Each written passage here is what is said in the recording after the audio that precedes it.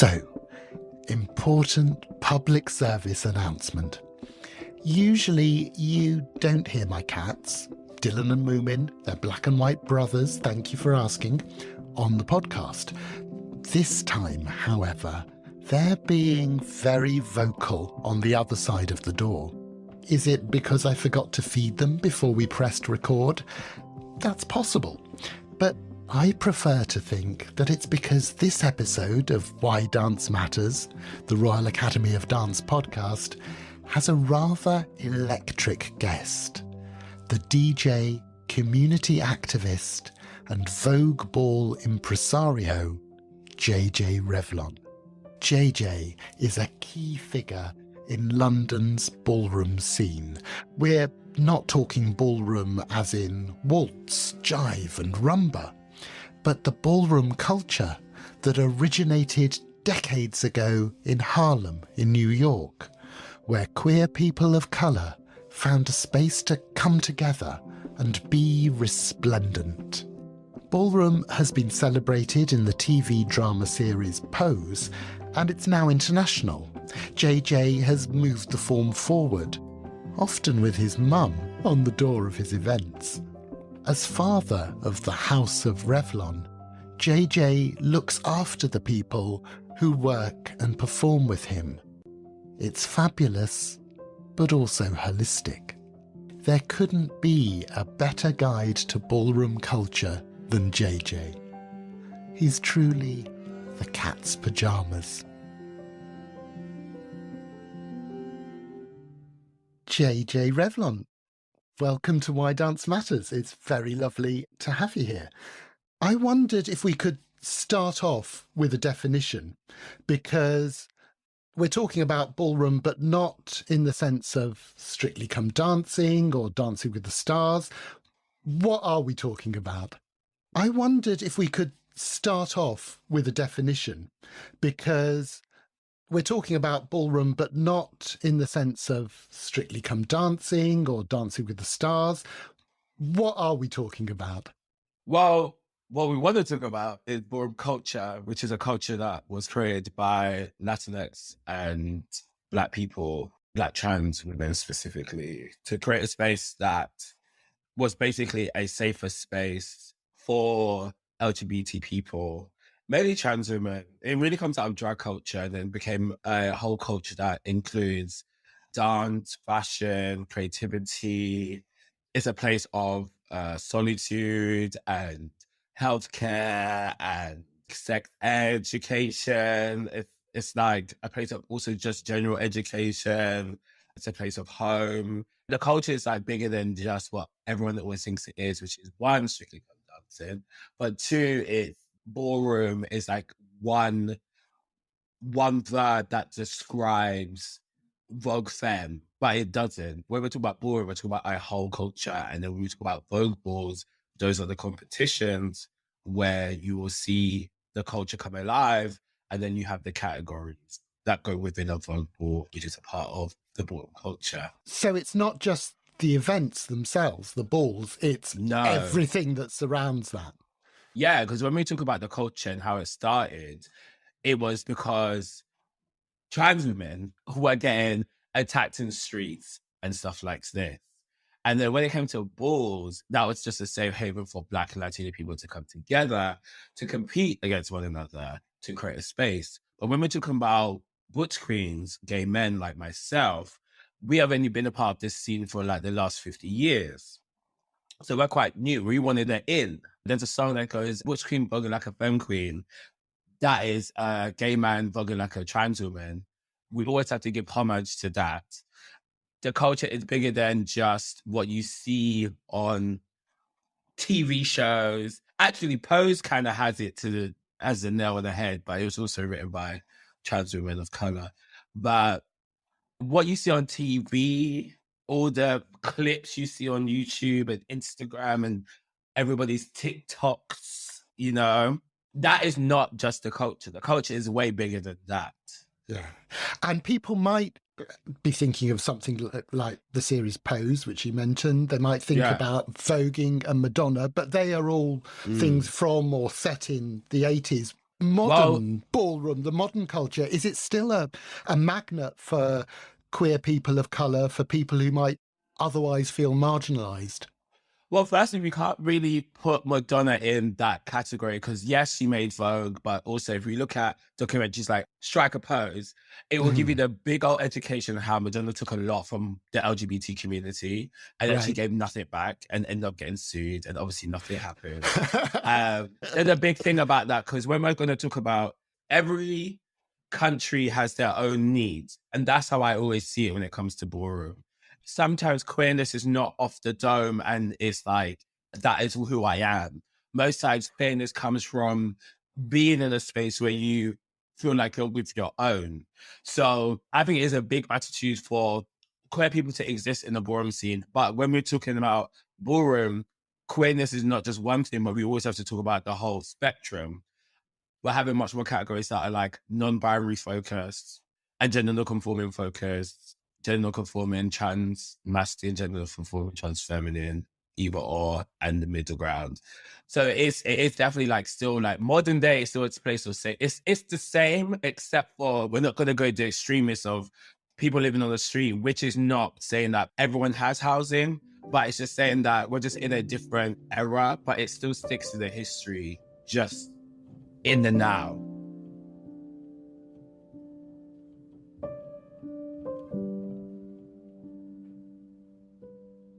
How did your dancing journey start? Were you a little dancing child?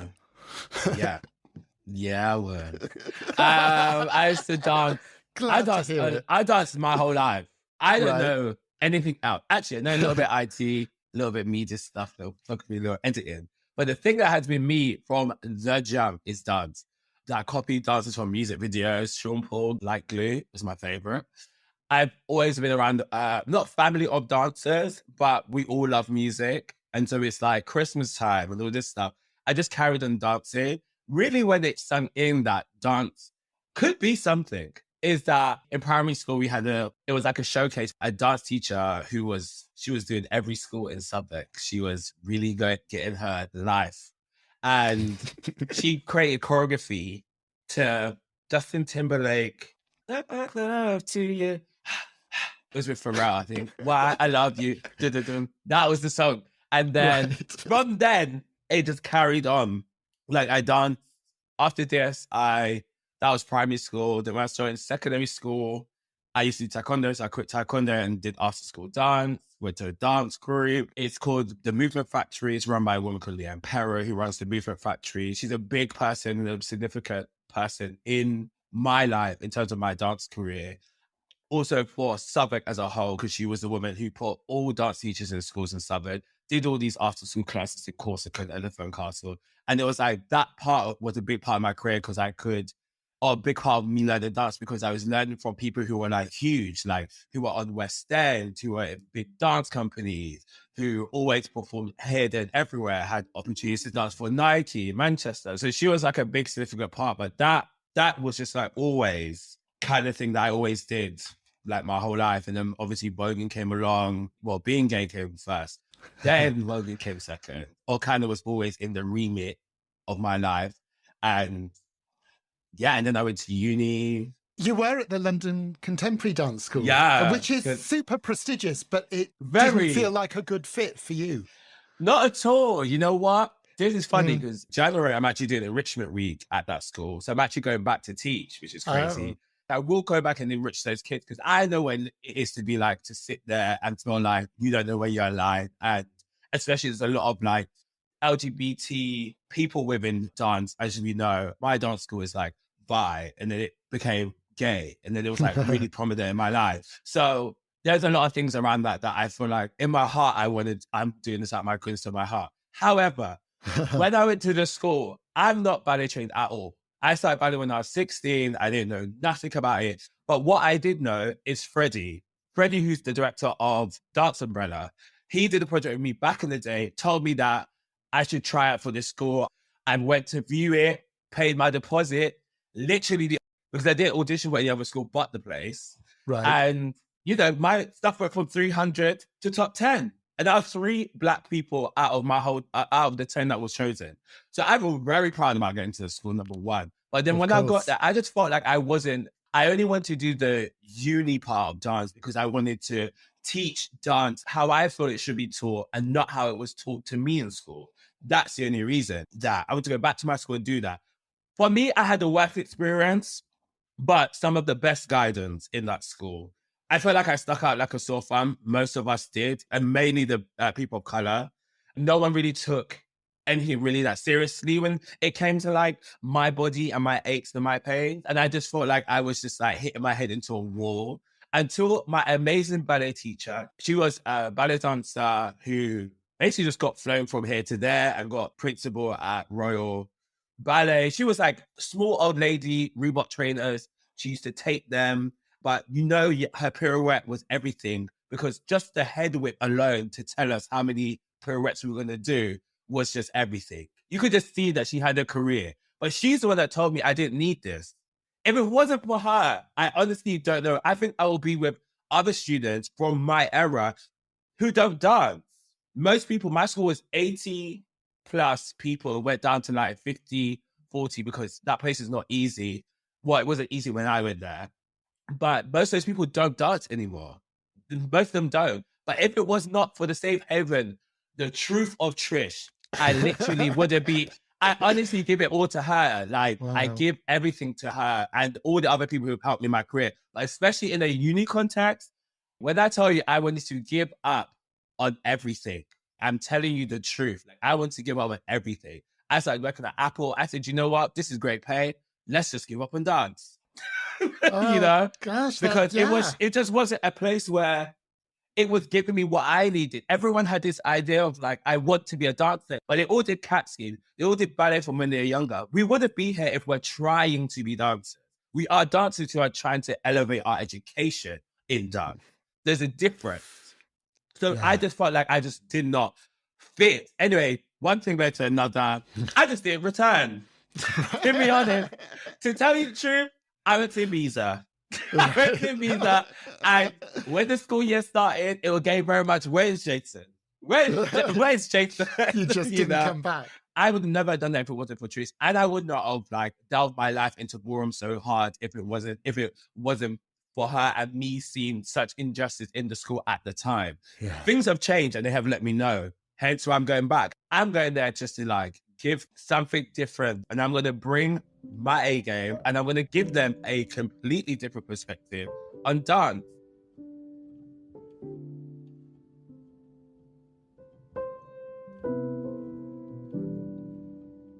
I think it was in Paris that you discovered the ballroom scene. And what was it that spoke to you about that? Why did that feel like home in a way that your other dance encounters and dance training hadn't?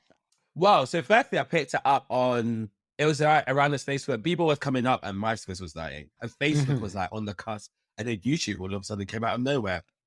That's where I first saw it.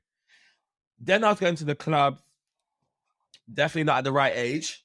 And I used to see like people voguing in that, like in the club, like as a performance. And I speak to one of the people on my podcast with the BBC about ballroom, like and the history and talking to people. So I saw this person, they were a big girl.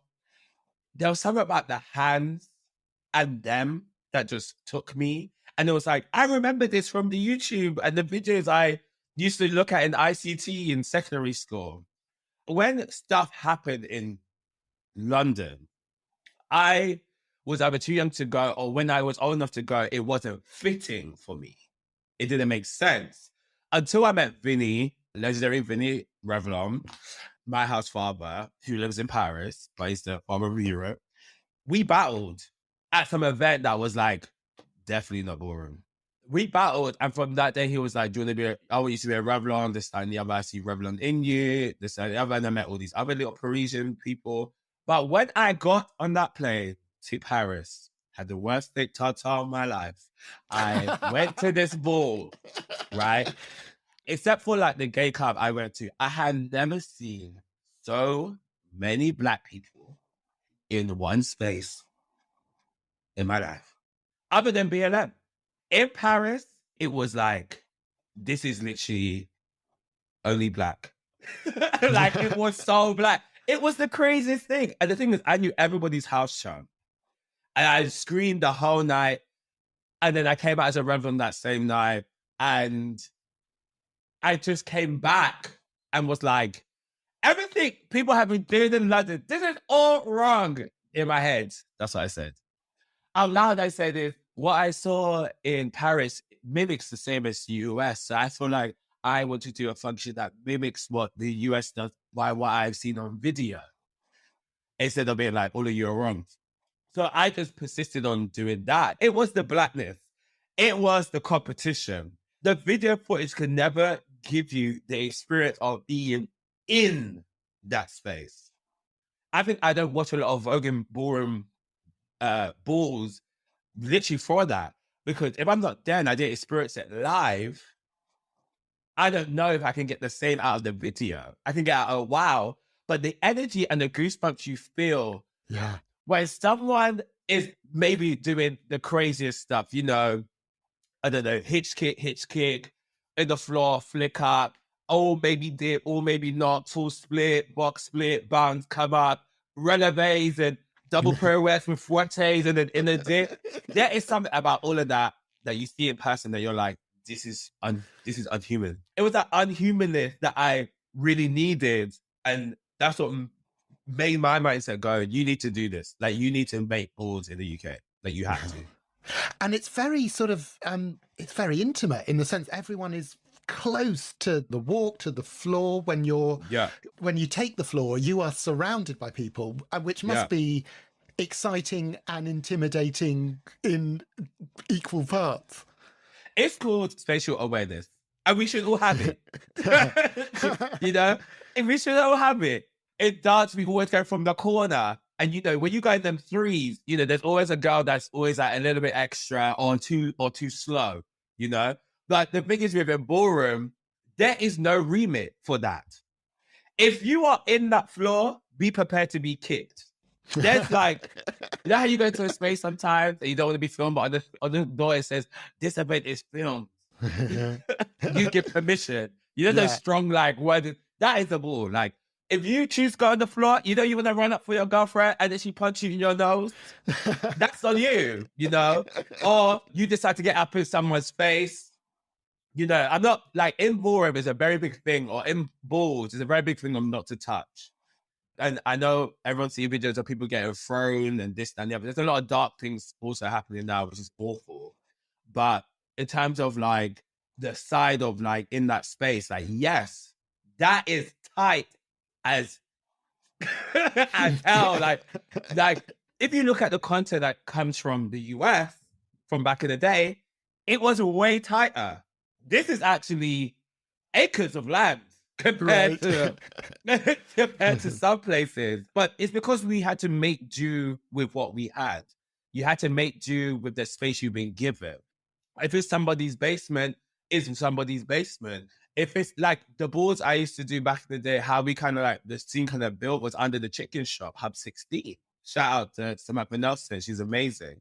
And she supported that stuff, but it was under a chicken shop. It was tight, you know, it was a tight space. But that's the reason why, like, the only thing that you shouldn't be doing is like, when it's like the judges table, stuff like this, people don't like judges table to be touched and stuff. But you know what? When you're in the moment, you can't stop nothing. People have broken tables multiple times in different countries. People have put their foot through plaster walls. People have, you know, people have dipped on other people. You know, when you're in that element, I always feel like you should always have spatial awareness. There's something about having an out of body experience, but being in the room, which really does not happen a lot with it balls, because it's so high energy, like beyond. Like, you start on 10, and then where do you go after that? Just up. Yeah. By the time you finish, you're like, I sleep for 3 days. Oh my gosh. Yeah. Are you expressing yourself? Are you being a bigger version of Jay Jay? Are you kind of inhabiting a different persona for the night? Who are you playing? Who am I? Literally, I'm just me. I definitely think I have changed as a person, but I haven't changed within the ball scene. Like, I'm an educator, number one, in the ball scene. I teach classes. Most of the advice that you get is when you're sitting and eating in restaurants, and there's a lot of knowledge given there. But first and foremost, like, I'm your teacher, but if I'm competing, then we're not friends. I can teach you, and I will teach you next week or the next day. It'll be fine. But in that competition, we're not friends. Thank you so much. But after we battle, let's get a drink, and a photo and a picture. But sometimes when people have personas, it's because it's out of safety. And I hate saying stuff like lucky. I'm happy that I'm not a person that has to do that. My mom has come into the scene. She does the doors of all my events. Yes, I wanted to ask you about that because how fantastic. Do it. I love that idea. What is it? So your mum, obviously very, very supportive of your career choices. What is she like on the door? What is she, a fierce presence on the door? No, she just like fun. Like the thing is, like my thing is when, if I get a space, right? They say I don't know, something at RAD. When we have this conversation about me doing something there, just know that even if you're giving me support and finances, you're going to print all my flyers, you're going to get every publication, you're going to do everything you can to make it the best it can be. This is still mine. And actually, has nothing to do with you. Will I give you a shout and a thank you? Yes. However, this is not about you. For me, it's not even about me, it's about my community. So when I have a space, that's my house. In my house, you respect elders and you respect my mother. So my mom is not fierce unless she needs to be. And sometimes she don't want to be too fierce because then there's a bit left. And then she calls me.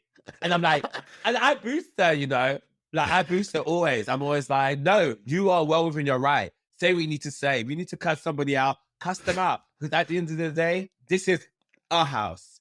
And what is important for me while my mum is at the door is because many people either don't have mother figures in their life or cannot even utter a word to their parents to say that they're doing this thing, which is very, very LGBT, very, very expressive.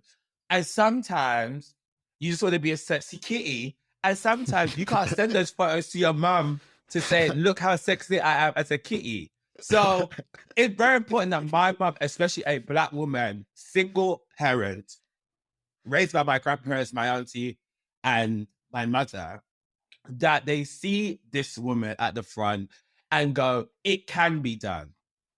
That is the main importance of it. This is my house. My mother is here. To be honest, it's Sida's the only person I trusted with money. But then it became an eye-opener when I kept talking, where people kept bringing it up, as you were going to do, as you did today as well. It's like, people always bring that part up, that like, oh, I heard your mother is on the door. Like, how is that? She has seen some shocking stuff. She saw body parts, that she didn't think she was going to see.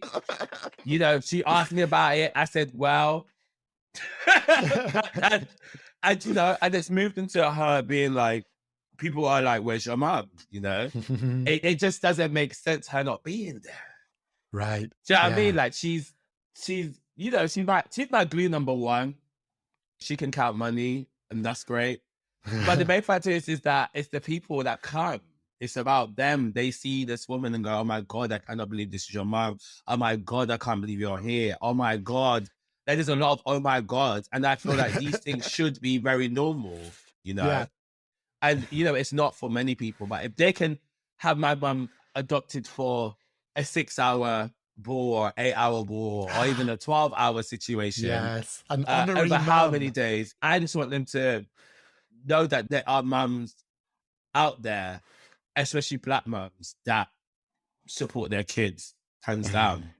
That idea of getting the mother experience, even if it's just for a short while, is just a lovely idea.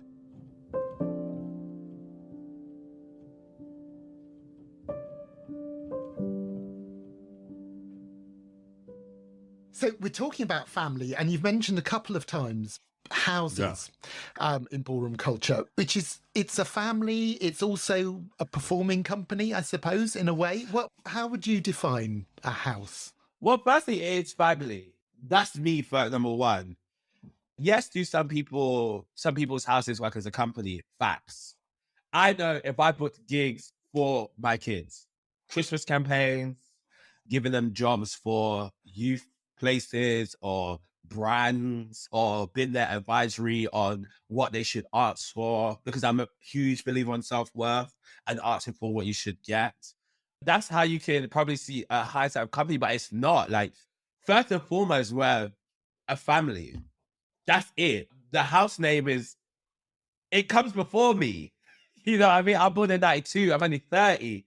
But my house has been around for 50 years, I want to Yeah. say.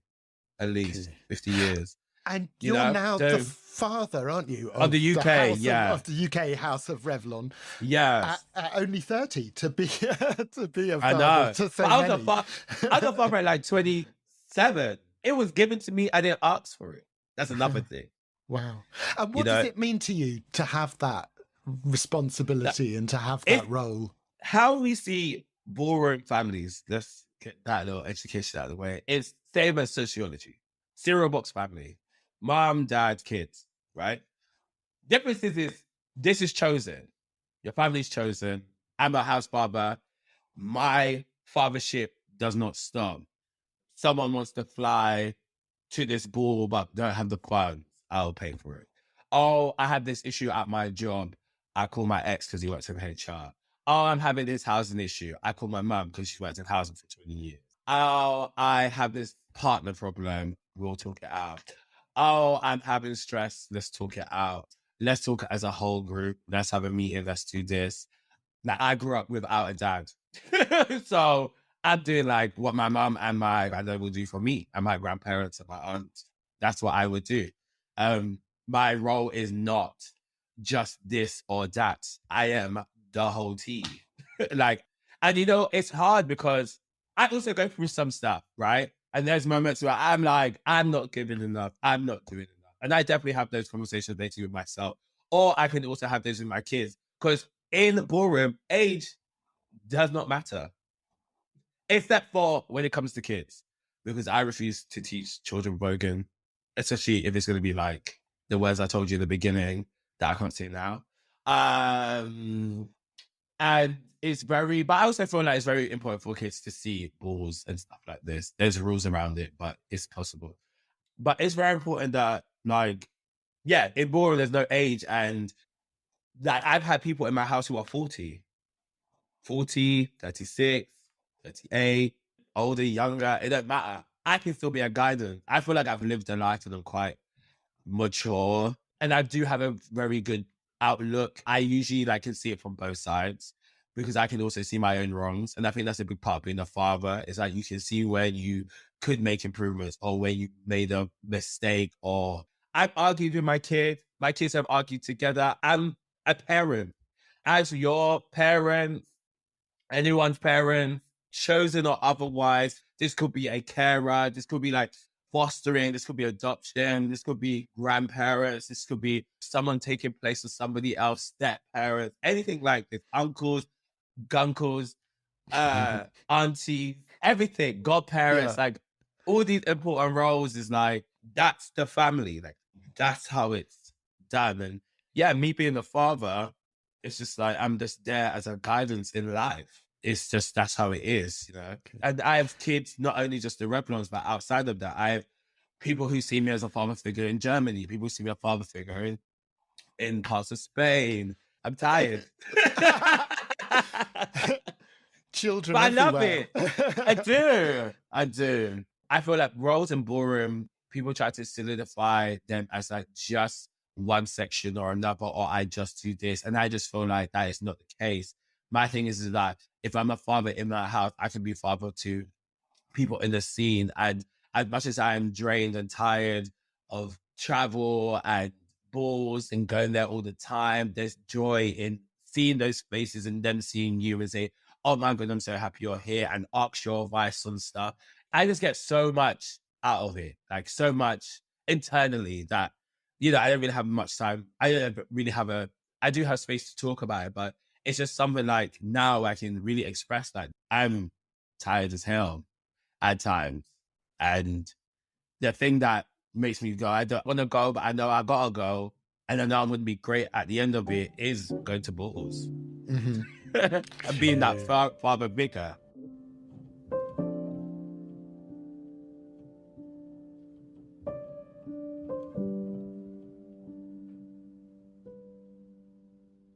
I mean, we haven't even had a chance to talk about any of the many things you do, because you're also a DJ, you're also a community activist. What is the through line, do you think, JJ, through everything that you do? What is the connecting thread?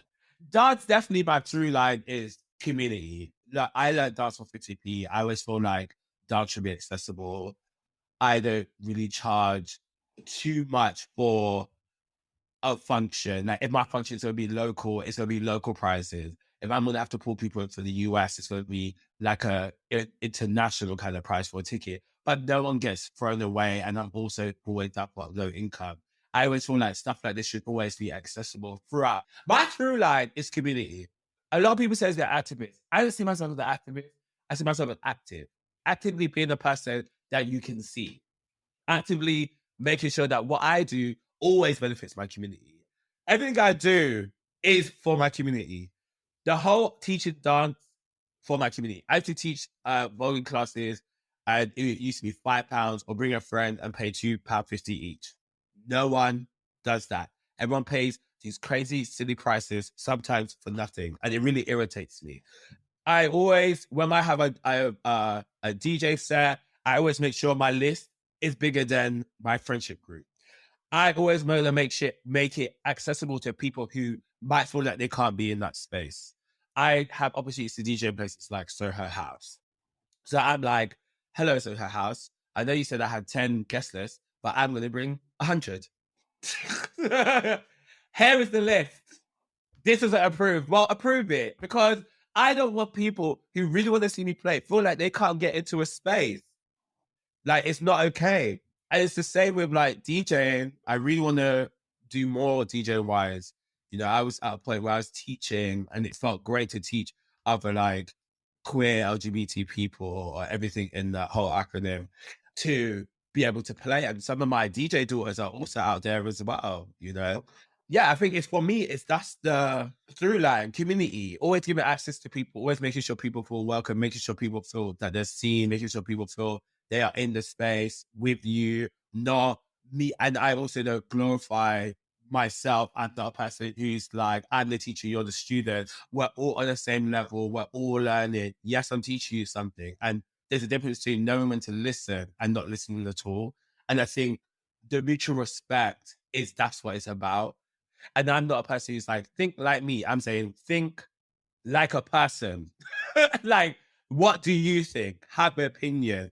My community work is just about saying stuff. Sometimes people agree. Well, most time people agree. And sometimes people don't. But it's just about being authentically yourself in your community. And my best friend always says, like, you always want to do stuff for others. Like, I had a day off yesterday and my friend wanted to get dreadlocks. I had dreadlocks for 6 years. So I was like, okay, yeah, give me like a little money. If you start dreads, it takes a long time. It took me 5 hours to do his dreads. And I just got joy out of just doing the dreads. My hands cramped so hard.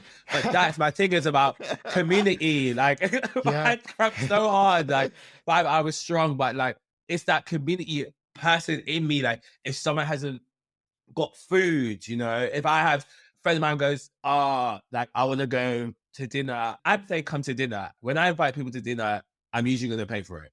If friends of mine are like, I don't know, I'm just like, just come. Usually I do a lot of sneaky things and just go and pay because I just want everyone to have a good time. Like, that's all I'm about. I'm about a good time. My brand is good time, through line, community, and always making stuff accessible and being the person that I would want to see in the world.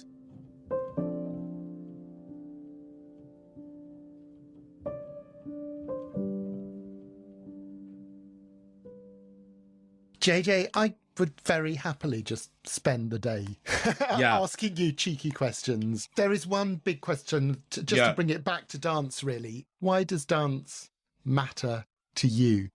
Dance for me is something, it's very important to me. It's my whole life. it's a career that I didn't think I was even going to have. It's something like, my mum is the most supportive person, but she really wanted me to do IT. And then when she started noticing me traveling, she was like, what the hell?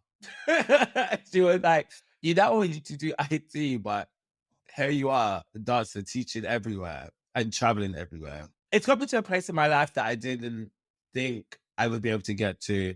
It's opened many doors for me. It is something that really matters to my heart, because at the time where I was going to give up on everything, and if it wasn't for me working at Apple, meeting someone called Carl Paris, who's like one of the first people to dance in Cats on West End, stand next to me most days, playing songs to me. We will do ballet at the front of the store. She will teach me. She's now like she's now, this is so crazy, because when I found out she was in Cat, the original cast of Cat, I could have died. Because I was like, I've never seen it. I was insane. But having, like, throughout my life, I've always had these little things to say that dance is my focus, and I never really see them in the beginning. When you go to a school where you feel like, I don't want to do this anymore. I don't want to dance. To be the person that comes back around to teach a new generation of people who are looking at you like, I know they're going to look at me like, I know someone's done some Googling and people love Instagram, so I know it's coming where everyone's going to be like, oh my God. But dance has always been like my escapism. Like, I've had some really bad days, and it has been dance or going to teach that has fixed it. I don't have a partner, but if I had at times I've had a partner and we have an argument and I'm like, I'm not talking to you, it will be the class on that Sunday that I will let it all out, and everyone's like, what is wrong with you? And usually I hope for an argument by Sunday, because I usually make my best choreography on those days. So, I just feel like it's something that gives so many people so much purpose. And I don't live in the UK anymore. I reside in Spain. I'm like between the two. And mainly Spain. And I've seen the young kids here, and I've helped them build something that they can be proud of through all the mess. And it's only through dance. A lot of people DM me in Spanish, and I do not habla en español. And I Google Translate, and I put that work in, because I know how much dance can like impact somebody's life. And yeah, for me, it's I don't know, it's something that it's always been there. And I probably didn't understand how much I needed it, or how much I knew I needed it, or how much it mattered to me, then the experiences I have only had, and actually probably turning 30 and looking back in your life and going, child, you have done since your whole life, 15 years working, and you now are able to live in a different country, and you are flown to teach or to educate or be asked to do stuff like this, where you're talking on a podcast through other unis, going back to my own uni and doing that. I just feel like it just matters in my heart more than I even really know. To be honest. Oh, JJ, with you unpacking your heart, that's a very beautiful place to close. And it has been such a treat to speak to you. Thank you so much for giving your time. You're a credit to your mum. What else can we say?